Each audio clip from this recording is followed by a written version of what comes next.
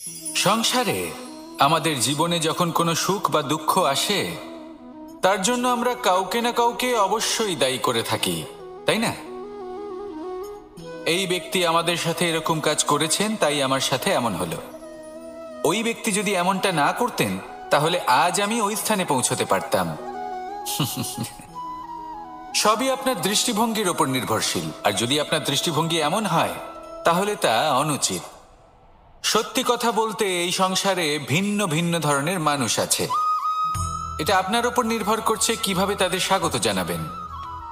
একবার ভাবুন, আমি আমার দুটো হাত সামনে নিয়ে এলাম, দুটো মুঠো খুলে দিলাম। দুই প্রকারের মানুষ আসবেন, কিছু না কিছু দিয়ে যাবেন। এই মুঠো যদি আমি বন্ধ করে দিই, তাহলে না কেউ আমাকে কিছু দিতে পারবে, না আমার কিছু যাবে আসবে। নিশ্চয়ই বুঝতে পারছেন এই দুই ধরনের ব্যক্তি কারা এবং তারা কি দিয়ে যান। আমি যদি নিজের মুঠো খুলে দিই, তাহলে কিছু ভালো মানুষ আসবেন, আমাকে আনন্দ, সন্তুষ্টি, জ্ঞান প্রদান করে যাবেন, ভালো অভিজ্ঞতা দিয়ে যাবেন। কোনো খারাপ ব্যক্তি যদি আসেন, তাহলে তিনিও খারাপ অভিজ্ঞতা দেবেন, যার থেকে আমি শিক্ষা লাভ করব। এই সব কিছু আমি লাভ করতে পারি। মুঠো যদি বন্ধ করে রাখি, তাহলে আমি কিছুই পাবো না। দেখুন, এই সংসারে প্রত্যেকের জীবনে এইরকম। প্রত্যেকের জীবনে সবকিছুই আছে, ভালো খারাপ দুই মানুষই আছে, ভালো অভিজ্ঞতা আছে, খারাপ অভিজ্ঞতা আছে। নির্ভর করছে আপনার ওপর যে আপনি কি করবেন, এনাদের স্বাগত কিভাবে জানাবেন, কার থেকে কি বুঝবেন, কি শিখতে পারবেন, আর কোন দৃষ্টিভঙ্গি নিয়ে অগ্রসর হবেন। এটাই নির্ধারণ করবে যে আপনার জীবন কেমন হবে। আসুন আমার সাথে ভালোবেসে বলুন, রাধা রাধা। জীবনে যখন কোনো ব্যক্তি নিজের লক্ষ্য প্রাপ্তির জন্য নিরন্তর পরিশ্রম করতে থাকেন, চেষ্টা করতে থাকেন, তখন তিনি কষ্ট অনুভব করেন। কখনো শারীরিক কষ্ট, কখনো মানসিক কষ্ট। এবার উনি এটা ভাবতে থাকেন যে আমি কি উচিত করছি নাকি অনুচিত করছি। কারণ অন্যদিকে এমন একজন ব্যক্তিও আছেন যিনি একদমই পরিশ্রম, চেষ্টা করছেন না। তিনি মদিরা পান করেন, বিলাসিতায় জীবন কাটান, অলস প্রকৃতির হয়ে ওঠেন, নিদ্রাতে বিলীন হয়ে থাকেন আর ভাবেন যে তিনি সুখ লাভ করছেন। কিন্তু এরকম কেন হয়? কারণ যখন আমরা সৎ পথে থাকি, উচিত পথে চলি, লক্ষ্য প্রাপ্ত করার জন্য চেষ্টা করতে থাকি, তখন আমাদের ভেতরে থাকা নেতিবাচক শক্তি এবং পাপ এই দেহকে ত্যাগ করে দেয়। আর এই অনুভূতিটাই আমাদের দুঃখের অনুভূতি দেয়, কষ্ট দেয়। এবার সেখানে যদি আমরা কুপথে চলি, অনুচিত পথে চলতে থাকি, তাহলে আমাদের ভেতরে থাকা পুণ্য এবং ধনাত্মক শক্তি আমাদের দেহ ত্যাগ করে দেয়।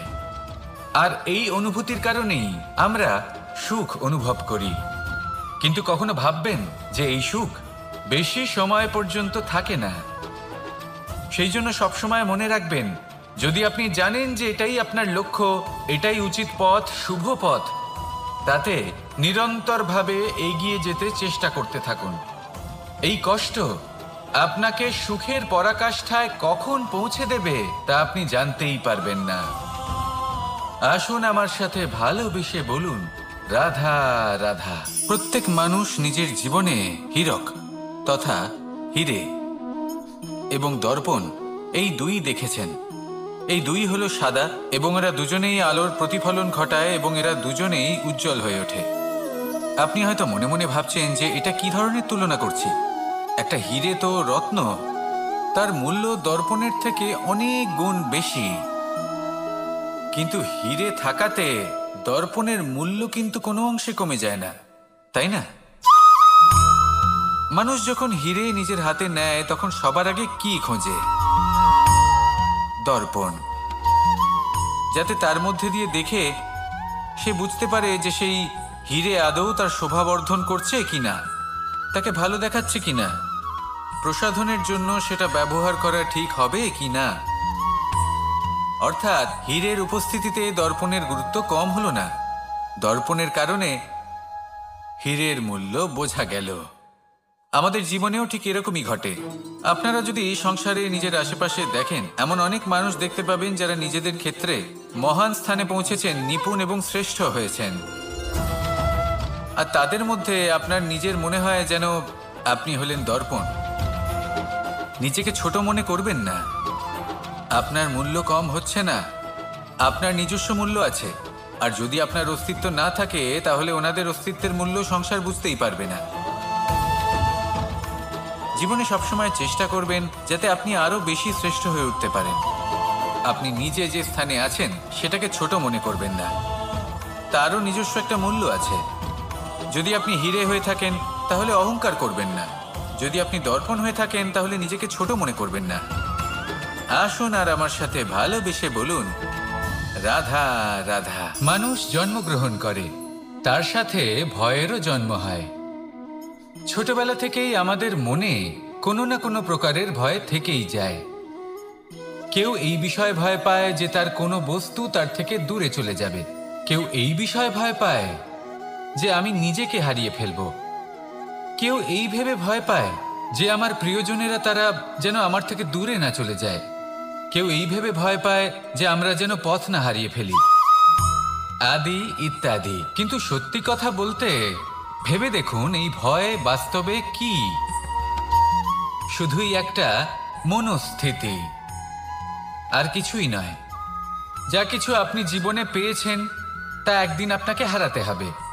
এই জীবন হলো আপনারই, কিন্তু তাও একদিন সমাপ্ত হবে। তাই ভয় পেয়ে কি লাভ? এই ভয় শুধু আপনাকে জীবন যাপন করা থেকে বাধা দিচ্ছে, আর কিচ্ছু নয়।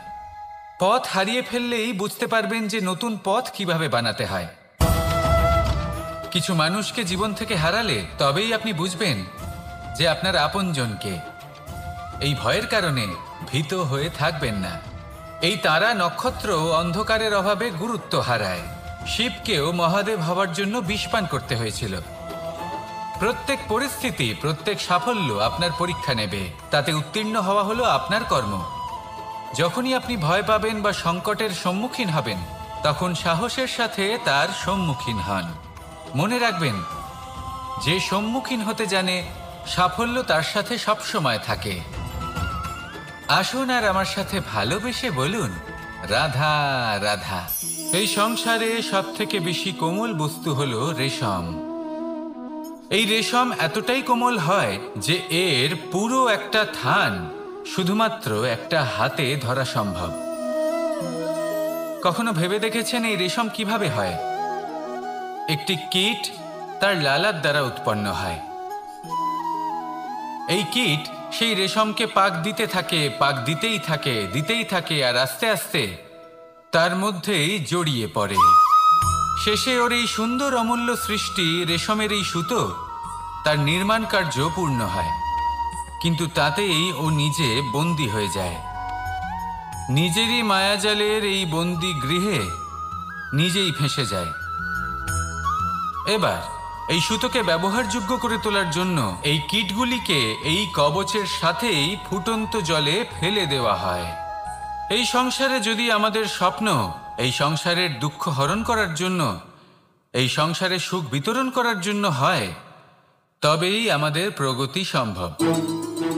যদি আমাদের এই স্বপ্ন শুধুই আমাদের এবং আমাদের স্বার্থ সিদ্ধির জন্য হয়, তাহলে এই স্বপ্ন আমাদের অন্ধ করে দেবে, আমাদের অন্ধকারের পথে নিয়ে যাবে, আর আমরাও সেই কীটের মতো হয়ে যাব।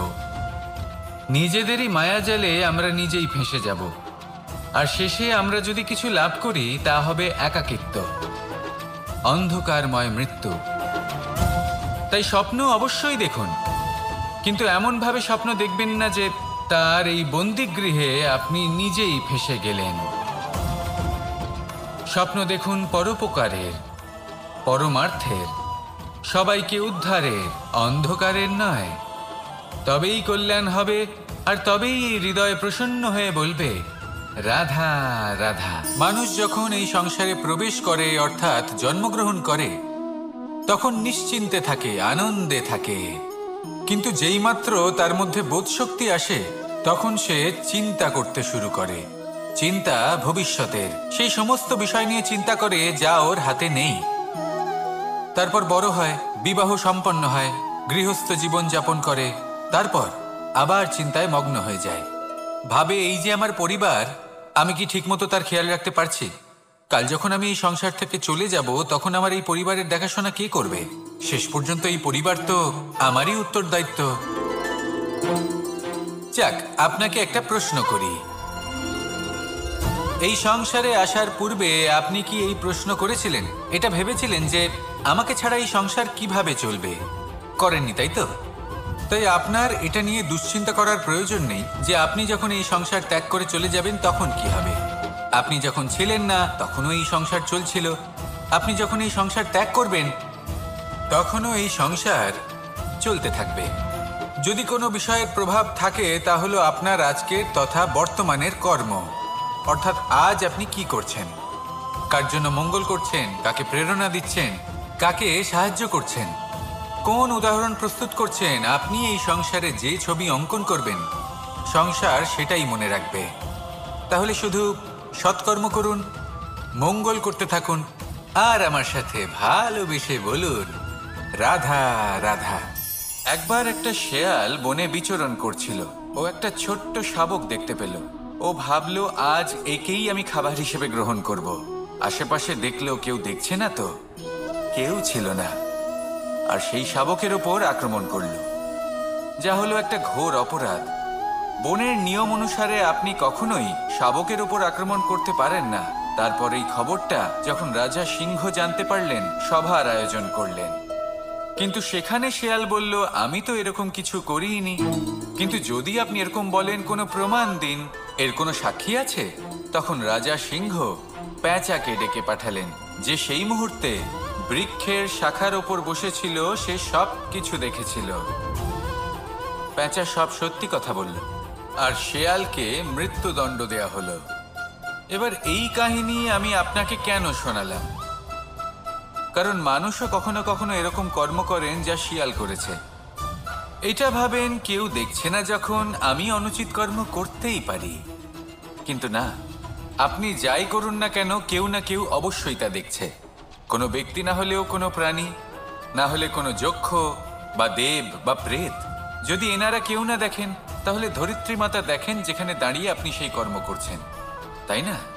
তাই একটা কথা সবসময় মনে রাখবেন, কে দেখছেন কে দেখছেন না সেই বিষয়ে ভাবা ছেড়ে দিন। এটা খুব সহজ কথা। আপনি যদি উচিত কর্ম করেন, উচিত ফল পাবেন। যদি অনুচিত কর্ম করেন, তাহলে আপনি অনুচিত ফল অবশ্যই পাবেন। সেই জন্য উচিত পথে চলতে থাকুন, উচিত কর্ম করতে থাকুন, আর আমার সাথে ভালোবেসে বলুন রাধা রাধা। সুখ, দুঃখ এবং শক্তি, এই তিন হলো এই সংসারের ত্রিদেবের মতো। আমাদের জীবনে যা কিছু ঘটছে এই তিনটির ভিত্তির উপরেই হচ্ছে।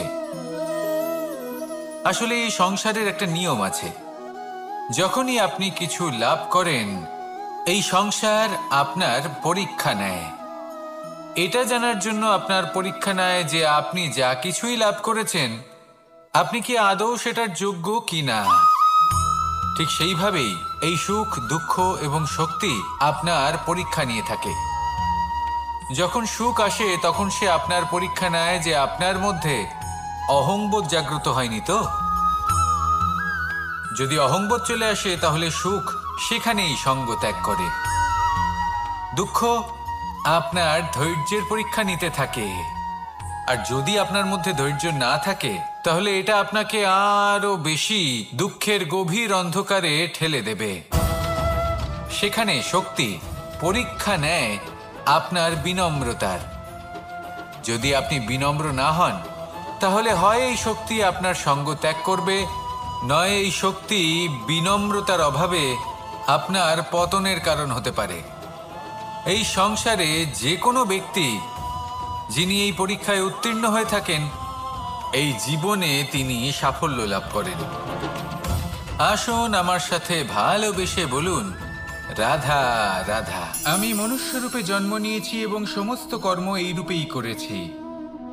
কিন্তু আশ্চর্যের বিষয় হলো যে আজও মানুষ আসেন এবং হাত জোর করে প্রার্থনা করেন যেন আমি ওনাদের সহায়তা করি। আপনাদের একটা কথা বলতে চাই, আমি সকলকে সাহায্য করতে পারবো না, কিন্তু আমি শিক্ষা অবশ্যই দিতে পারবো, জ্ঞান প্রদান করতে পারবো।